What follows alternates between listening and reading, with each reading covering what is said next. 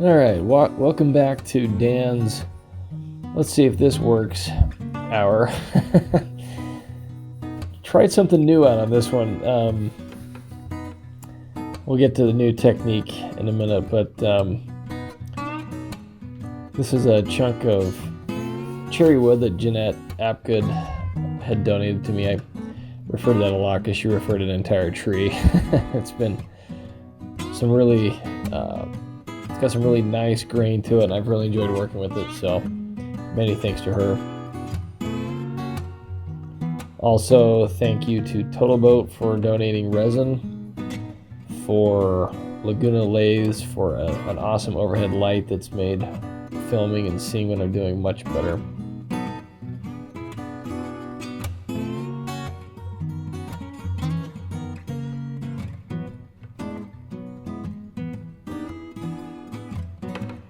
So I had this odd shaped piece of wood. I can't remember why it ended up like this. Sometimes when you're cutting a tree down, you gotta avoid the ground with the chainsaw and you end up with a bad angle. But I immediately thought of a project like this. So one side was totally flat, so I cut the other side to match that. And I thought I'd make a window on either side,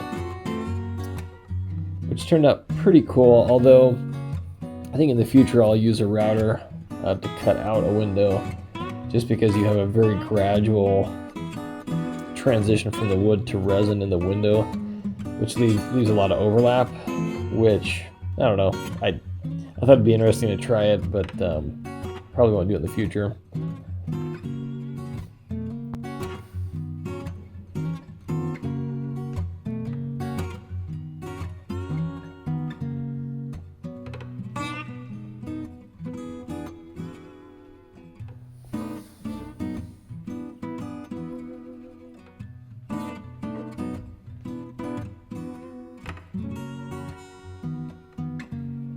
You'll see me with these calipers. I keep checking the width of the bowl. What I wanted to make sure of was the windows would be deep enough so I could have at least an inch or so of resin to work with. This Oregon electric chainsaw has saved me from torturing my neighbors at midnight when I am working on these projects. It's nice and quiet. You can run it in the garage. It's been a great purchase.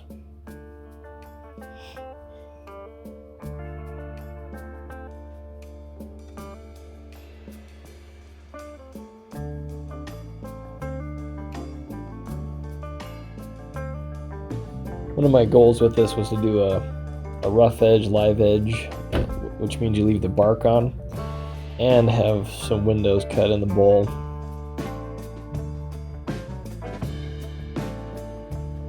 That part actually did turn out quite nicely.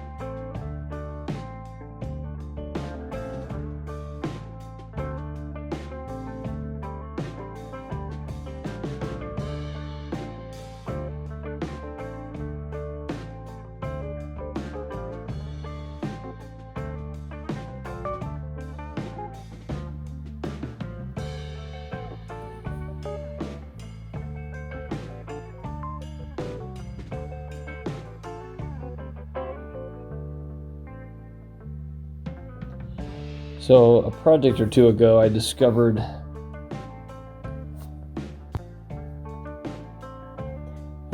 this padding. It's designed for going underneath flooring, so it's quite thin. It's less than 3/8 of an inch, and it's kind of this foam material. It's moldable enough. You can see it work, but you can see me working it around really tight corners. working on bark. It works really well, and it's just strong enough to hold back the weight of resin. If you look at my early projects, I kind of wrestled with cardboard and different things, and for this crazy stuff I'm trying to do, this stuff works out really well. One technique I've improved on, and I'm sure I'm not the first to discover this, is I'll do one line of hot glue initially to get it on there and do it quite low, and then I'll do another line up higher right at the border of where I want the resin to stop. You can't seal your cracks and things enough. You're gonna get a leak, especially when you use this really long setting resin. It's basically water, so it's actually pretty intimidating to get a leak-proof barrier, but this stuff does pretty good, and I used a crap load of hot glue here, which is worth it. You know, you dump a bunch of resin on the ground, you never forgive yourself. So this is the amazing deep pour resin by Alumilite. I've tried this once or twice before, and I've been looking for the perfect resin for projects like this that just won't fit in the pressure pot, because I have to do it sideways, which saves on resin. It doesn't fit in the pressure pot. So every resin from every manufacturer I've ever tried, the biggest problem is eventually when it sets, it's a fairly strong exothermic reaction, and the heat cooks your wood. Any moisture in there comes out. It creates a lot of excess bubbles. And this Alumilite product is absolutely remarkable. Total Boat doesn't have it yet, but they tell me they are working on a similar product. Now this stuff takes about 3 days, give or take, to set up.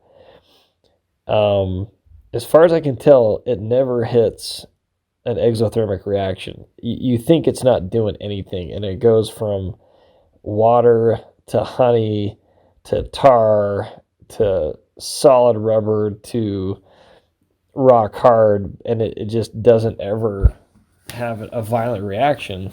So here you're going to see some pictures right as I mixed it, and then after it had been sitting there for a little while, and you can see it becomes perfectly clear. The bubbles all pop and rise to the top. Here's before on the window portion, and here's after. I mean, it is glass. Perfect. You'll notice in the end there are some bubbles. That's largely due to me messing with things.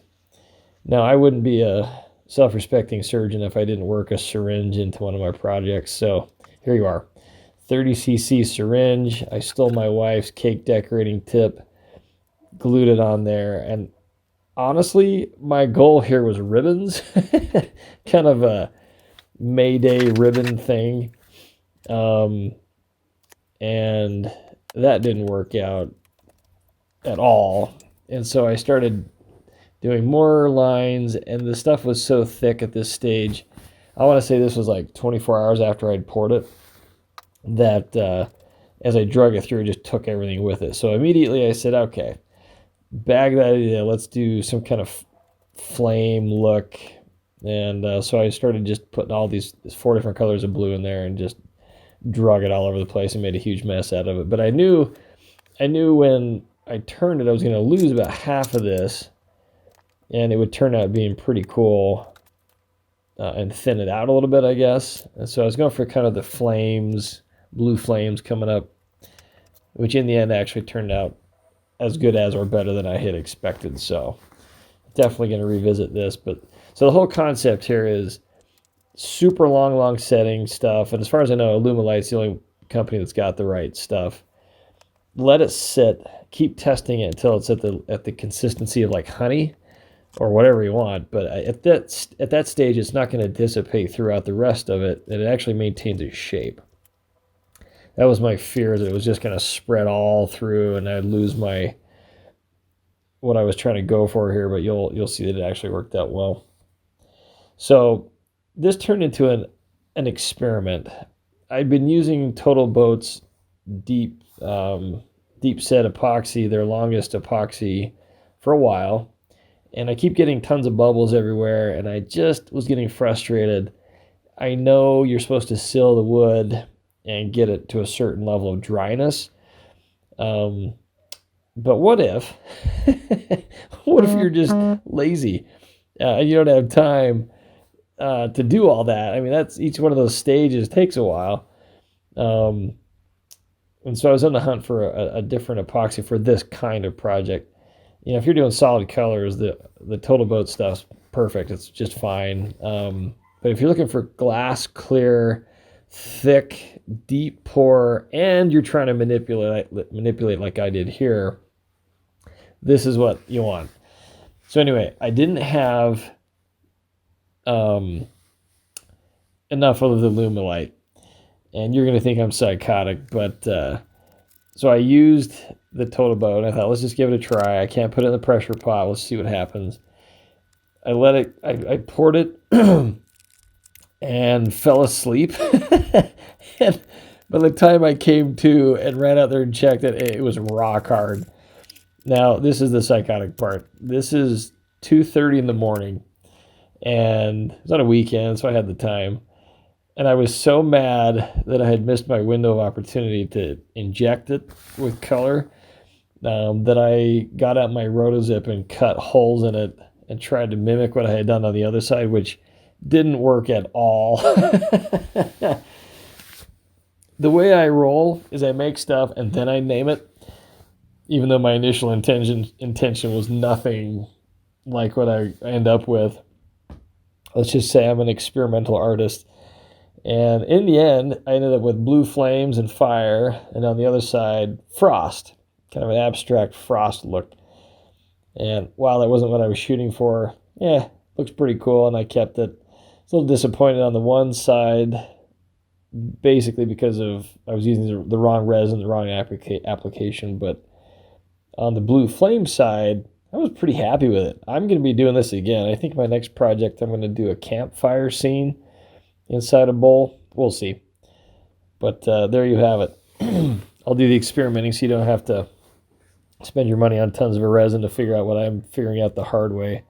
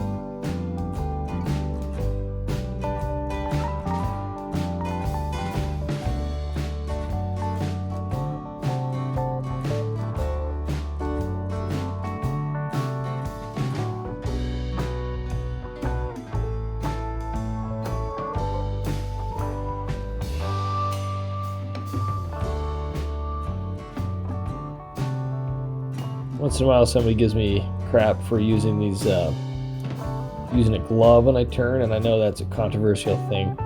These little rubber gloves are extremely friable. They'll tear apart without much provocation. It helps me get a good grip, but if it were to get stuck in there, the glove's coming off before my hand's in trouble. It's basically a robust rubber glove. When I'm working on resin, when you want to get done this century, you gotta get moving on these big ones. And I think Kim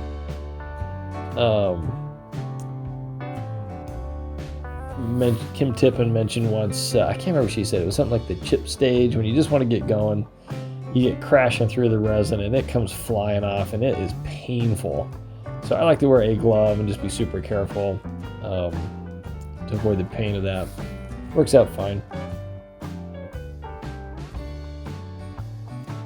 Now I have struggled with my big bowls, my big vases. I haven't really gotten into the hollow form world yet.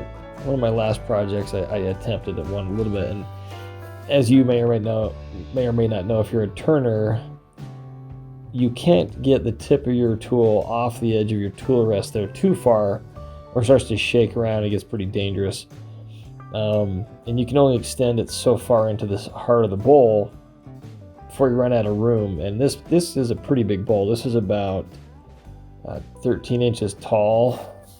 It's just over a foot tall, foot wide. And I can get about halfway down before I just ran out of room. So this is a really neat system. It's called a simple hollowing system. You mount a carbide tip in there. It's rock solid. It essentially gives you arms of steel so it doesn't rock. And so even if you need to extend way past your tool rest, it makes for much safer, much better cutting. And I am extremely happy with this little tool. It wasn't super expensive either. I didn't get the laser attachment. I wanted to make sure it was going to work first. But it does come with a laser, so you can see if you're working on a true hollow form, how close you're getting to the edge without being able to see it. And I knew I wasn't going to need it quite yet.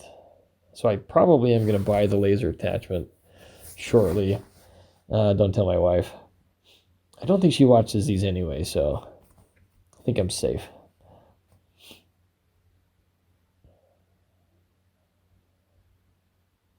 I'm actually half kidding. If you ever have the pleasure of meeting my wife, Annie, she's, let's just say I married up. She's an amazing lady and puts up with a lot of my crap. As always, my projects are dedicated to Operation Underground Railroad. These guys are amazing heroes in my book. Go around the world, sacrificing their time and energy, putting themselves at risk to rescue kids who are stuck in sex trafficking rings, or they're being forced into those kind of situations. And so the team works with governments, police agencies around the world to identify operations that are going on, stage sting operations and break them up. And then they've really improved and focused on, in the last few years, the aftercare aspect of the operation. You know, I think the vast majority of kids stuck in a trafficking situation are in that situation because of a family member or a loved one or a close person. And so it's really tricky to make sure they don't end up back in the same situation. And Operation Underground Railroad has gone to great lengths to try to partner with adoption agencies and other organizations that can help these kids get into much better situations the best they can. In the United States, they don't do sting operations, but they do work closely with a lot of police departments. They provide canine units that can sniff out hidden electronics. You know, if there's child sex trafficking going on, you bet that there are child pornography productions going on, and these people know what they're doing, so they hide their stuff, and they've trained these canine units to come in and find them. They'll hide them in the walls or whatever, and it's pretty awesome what they've been able to accomplish with these newer programs. There are about 1,000 ways you can support these guys. We have a fundraiser set up on artforour.org. You can make donations directly. if you're an artist or a YouTuber or what have you, we accept all kinds of awesome projects that are sold, and you can decide what percentage of the profit goes to O.U.R. if you need to recover costs of production, etc. If you're a YouTuber and you want to help us out, for example, Kim Tippin did a project and presented the video and donated the whole thing and raised several $100s, which was fantastic. So if you're a wood turner or something that's similar to what I'm doing on my YouTube channel, I'd love to share your projects and help raise money. This channel is monetized, so anytime you subscribe and share, if you do a paid subscription, all of that money goes to O.U.R. I don't keep a dime. This stuff is purely therapy for me and something I enjoy doing, and your support's been amazing. We're hitting some milestones lately. I think we're about to hit 100,000 watch hours, which blows my mind that we'd ever get that far. I think we hit the 6,500 subscription mark, and the channel hit a high this last month of raising over $700 for the month, just through YouTube. That doesn't include the sale of these projects. We have over 50 artists who have donated different amazing things to art for O.U.R. So get involved. I promise you, you'll never regret it. These guys do an amazing work, something that's needed, unfortunately, around the world, and your time and effort and your money will be well spent. That I guarantee you. So there you have it. Flame and Frost, the unintentional comparison of two resins and a new technique or two I've been trying out. We'll see you on the next project.